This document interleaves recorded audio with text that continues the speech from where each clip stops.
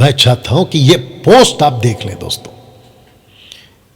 और फिर से कहता हूं, लूसीफर को अभी जो मैं स्टेटमेंट रखने जा रहा हूं, बड़ी तकलीफ हुई है और उसकी तकलीफ पे मैं हंसता हूं और मैं हंसूंगा। और कुछ ऐसे लूसीफर के जो सेवक हैं, जो प्रेरित बन के, जिसको कह सकते हैं ना कि उन्होंने रूप ले लिया है। और लूसीफर, अगर पौलुस कहता है कि लूसीफर के प्रेरित हैं, शैतान के प्रेरित हैं, तो सच में है। यीशु कहता है प्रकाशित वाक्य 2:2 में है, तो पक्का है। तो उनको बड़ी तकलीफ हो गई है इस तैयारी से।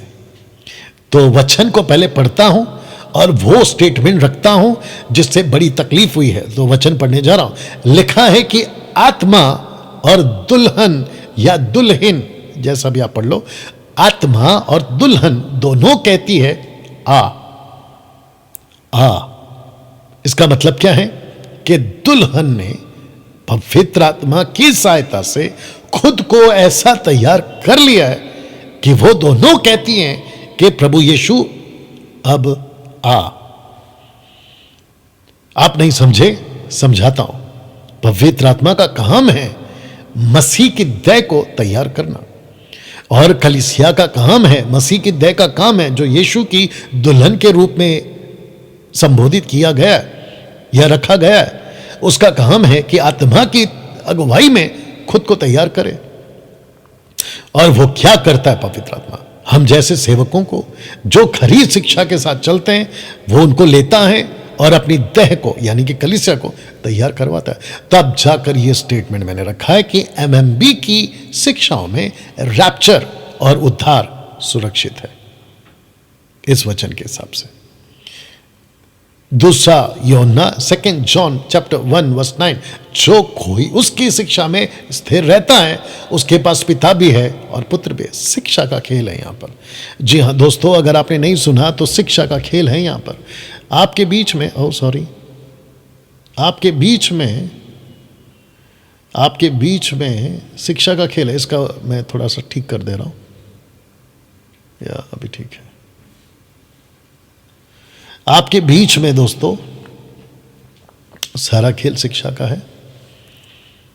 जी हां, यह वचन 2 जॉन चैप्टर 1:9। अब जिसको ये स्टेटमेंट से तकलीफ हो रही, मैं इसको हटा दे रहा हूं। जिसको तकलीफ हो रही है, आई डोंट केयर तुम क्या कहते हो, तुम क्या समझते हो, आई डोंट केयर।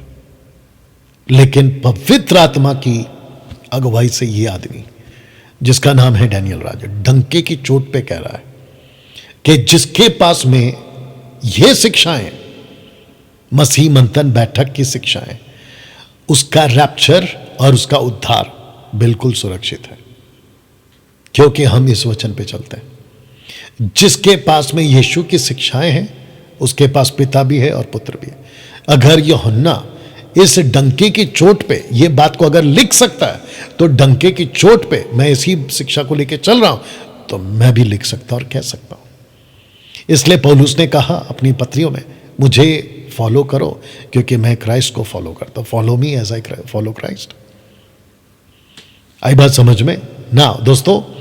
मैं समझता हूं कि ये जो एडिट वीडियो अभी आप देख रहे हैं, इसको खूब शेयर करें और उन लोगों तक जरूर पहुंचाएं जो किसी गलत शिक्षाओं में अभी भी बीच में लटके हुए हैं। क्या मेरा रैप्चर होगा? क्या मेरा उद्धार होगा मसीह में आने के बावजूद भी? तो मैं आपको बता दूं कि मसीह मंथन बैठक इस बात की गारंटी लेता है। मैंने एक बार बीच में प्रचार किया था, जब, अगर मैं गलत नहीं हूं, पहला कॉन्फ्रेंस हमारा हुआ था मुंबई में, एमएमबी का था। मैंने कहा था कि हम खरी शिक्षाओं के ठेकेदार हैं। हम ठेकेदार हैं। ठेकेदार समझते हैं, हमने ठेका लिया हुआ है आप लोगों को यीशु की शिक्षा सिखाने का।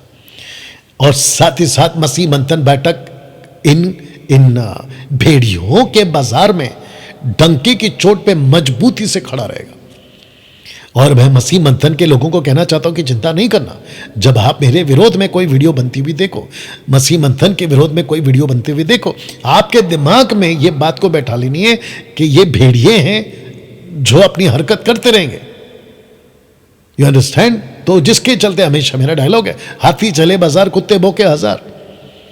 तो इस प्लैनेट पर आज दिक्कत यह है जिसको हम कह सकते हैं कि यह सबसे बड़ा टास्क, सबसे बड़ा चुनौती, सबसे बड़ा चैलेंज है कि एक व्यक्ति पैदा तो हो गया, अमीर है, गरीब है, नीच जाति, उच्च जाति, पिछड़ी जाति, ये जात का, वो जात का, इस राष्ट्र का, उस राष्ट्र का, इस कंट्री का, उस कंट्री का, कोई दिक्कत नहीं है, लेकिन वो पैदा तो हो गया, चाहे किसी में भी हो।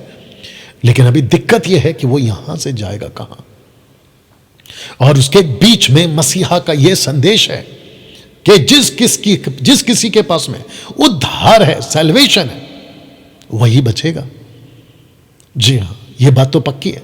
और हम मसीह लोग, यानी कि मैं जो मसीह का राजदूत कहता हूं खुद को, परमेश्वर की शिक्षा को सिखाने वाला सेवक कहता हूं खुद को, यीशु का को-वर्कर्स कहता हूं खुद को, पौलुस और पतरस की तरह, मुझ जैसे 10% जो इस लिस्ट में आते हैं, मैं डंके की चोट पे कहता हूं कि जी हां, मैं ठेकेदार हूं। और जो हमारी शिक्षा पे आ गया, हमारा बपतिस्मा का कॉन्सेप्ट क्लियर है, यीशु को अपनाने का कॉन्सेप्ट क्लियर है, ट्रायून गॉड का कॉन्सेप्ट क्लियर है, अन्य भाषा यानी कि पवित्र आत्मा के दान का कॉन्सेप्ट बिल्कुल क्लियर है। और बाकी जितने भी चर्च प्रोटोकॉल्स हैं या जो एक कलीसिया में होनी चाहिए, उन सब को लेकर हमारी बिल्कुल बाइबल बेस्ड और बिल्कुल सटीक और बिल्कुल कॉन्टेक्स्ट में, कौन क्या सिखाता है, कौन क्या बकवास करता है, हमको उससे लेना देना नहीं। लेकिन हम ये बातों को जरूर सिखाएंगे जो वचन के आधार पर है। तब जाकर यह स्टेटमेंट रखा हूं कि एमएमबी की शिक्षा में रैप्चर और उद्धार सुरक्षित है। आशा करता हूं कि आप ये बात को समझ गए ना दोस्तों।